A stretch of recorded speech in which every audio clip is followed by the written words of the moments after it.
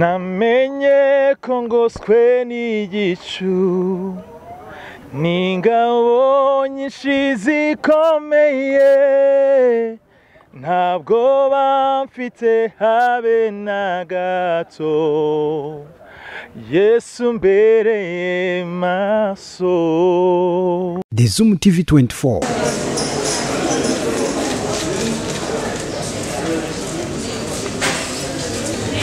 Fate foto hamwe mwese. Refi, mujye mumfate foto.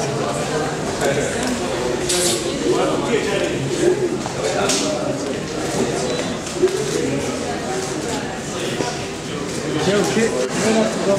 Ça va? Tu m'as tu vas? I will tell you best up. It's you, man. It was crazy. Yeah, thank you.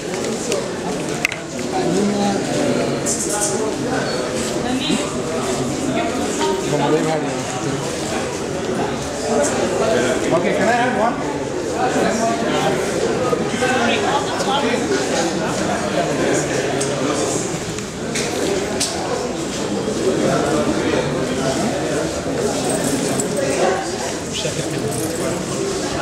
Na vitinho kako. Janashi.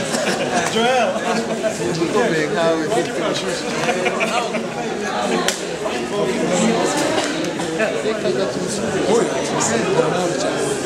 Tô Ivo. Papá. Câmera. Você vai vir no teu. Poxa, você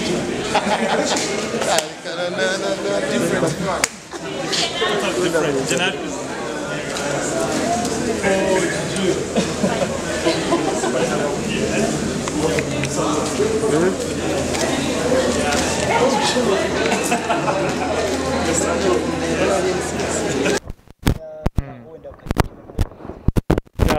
Mu by'ukuri nagiye nakira feedback z'abantu benshi bagiye bakorwaho n'indirimbo zanjye Umbereye Maso n'izindi ziri kuri album.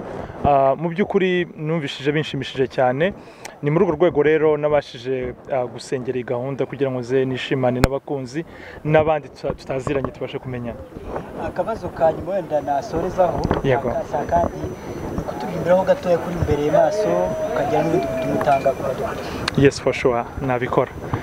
Namenye ko ngoswe n'igicu n'ingabo nyinshi zikomeye, ntabwo bamfite habe na gato, Yesu mbereye maso. Ndatumira umuntu wese wakozweho n'izi ndirimbo n'utari wazumva, ndetse mutumire n'inshuti n'abavandimwe kugira ngo ku itariki 8 z'ukwezi kwa 12 tuzabashe guhurira kuri Serena Hotel duhimbaza Imana. Okay. Smile a lot. Yeah. Thank you.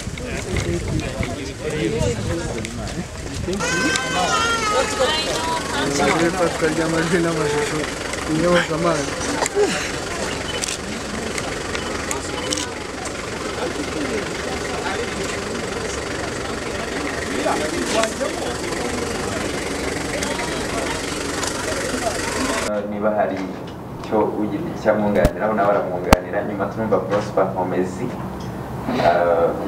hanyuma agire nawe cyababwira kimuri ku mutima kuri iki gitaramo by'umwihariko, dana turaza ihita tujya mu mwanya w'ibibazo bitandukanye. Murakoze cyane, nitwa Mundu, abandi coordinator wa Umbereye Maso live concert. Mbere na mbere turashima Imana ko yarinze abavandimwe, yakoze urugendo rurerure rw'amasaha menshi cyane. Turashima Imana ko Imana yamurinze ikaba yamugejeje mu gihugu cyacu amahoro, Imana ishimwe. Hanyuma ndashimira buri wese imyiteguro igeze, ni timu nini turi gukorana nayo, harimo no mubona hariya yitwa Vincent n'abandi ari inyuma na mufatanya ibikorwa nawe turi kumwe hano muterankunga. So rero ni igikorwa kinini nk'uko mubizi mubibona, dushimira buri wese uruhare rwiwe itangazamakuru turabazirikana kandi turabubaha cyane kuko muri abantu b'ingirakamaro, muri inkingi ikomeye nini idufasha muri uru rugendo. Konseri tariki 8 kwa 12 muri Kigali Serena Hotel. Turareba gutumira abantu no kubamenyesha ko umuhanzi nyirizina nawe yahageze kugira ngo tubashe gukora imyiteguro yo kugenda neza ibikorwa byose duteganya, kandi ku rugero rwiza rushimishije. Twizera ko hamwe n'Imana tuzagira umugoroba mwiza wo kuramya umwami Imana. Murakoze cyane. Ndatangira nivuga. Mu by'ukuri ntabwo nabikoze. Amazina ni Nice. Ndatabaye Aimable. Ndubatse, ndi umupapa, mfite umudamu umwe n'umwana umwe. Muzagirwa amahirwe yo kubabona, bari hano twazanye uyu munsi wa none. Ntuye muri Canada, nkorera umurimo w'Imana mu rusengero rwitwa Fresh Manna Church. Nkuriye itsinda ry'abaririmbyi, ninjye muyobozi w'abaririmbyi, nkaba n'umuyobozi w'urubyiruko, nkaba n'umudiyakoni mu rusengero. Niyo mirimo nkora mu rusengero. Hari umuntu wabajije ikibazo cya kabiri, aravuga ati ese ko ibitaramo bya gospel bikunda kugora umuziki yagora koze nshuti. Umuziki uko natangiye ndirimba ndi umwana muto cyane muri Sunday School. Nyuma yaho nza kuririmba mu makorali atandukanye, naririmbye muri Gisubizo, naririmbye mu nyoboye amagroupe menshi. Nyuma yabwo 2017 nibwo nakoze album yanjye ya mbere.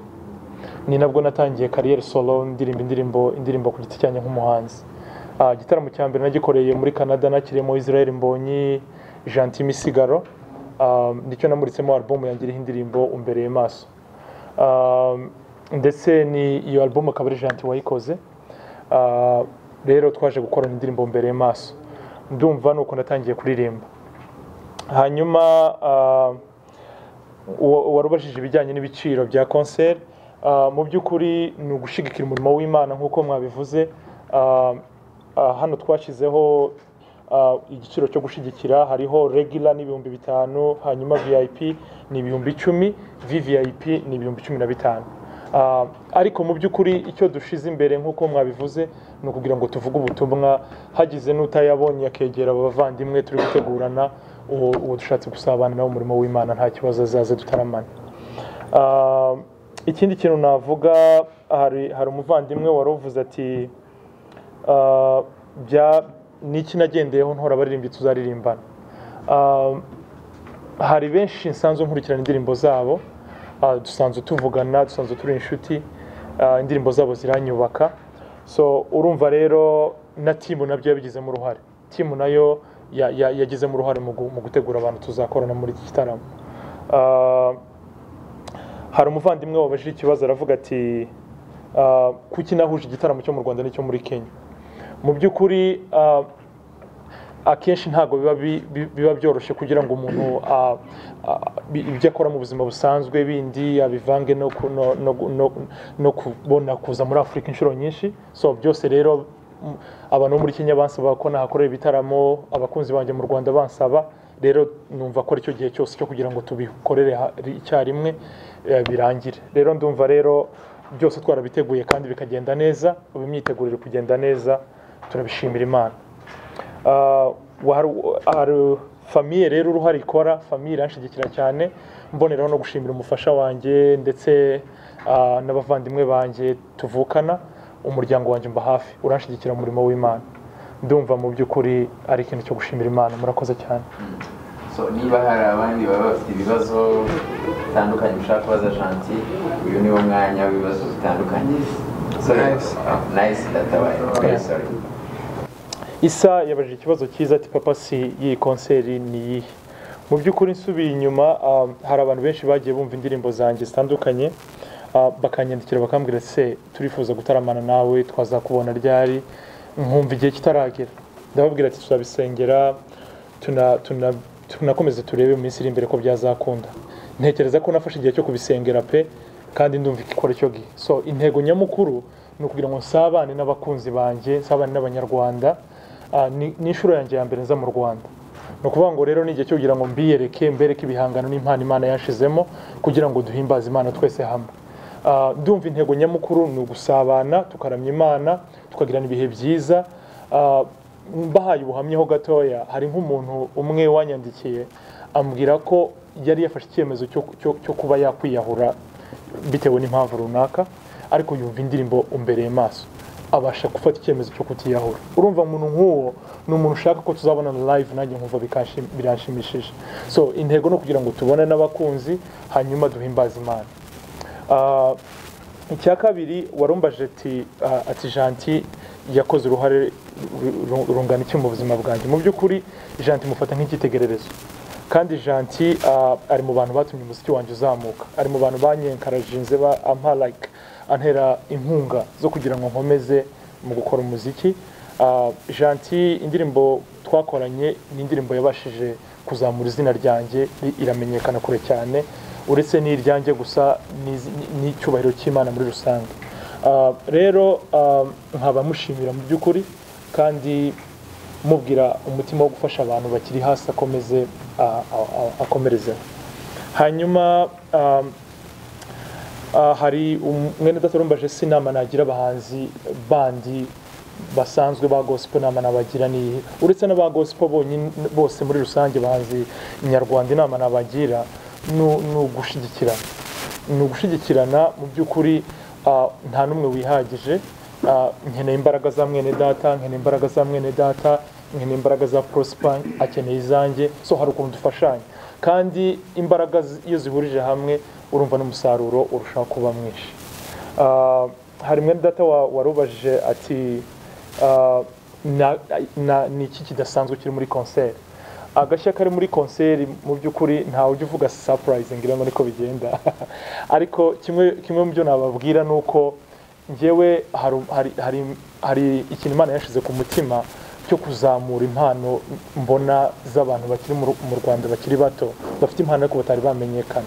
So numva ari icyo kintu sindamenya uburyo nzagikoramo, niba ari muri iyi tour or next time, ariko ndumva nabyo biri mu bintu byanzanye kugira ngo ndebe impano z'abantu bakiri bato tuba twabashakira ubufasha kugira ngo izo mpano zibashe gukora.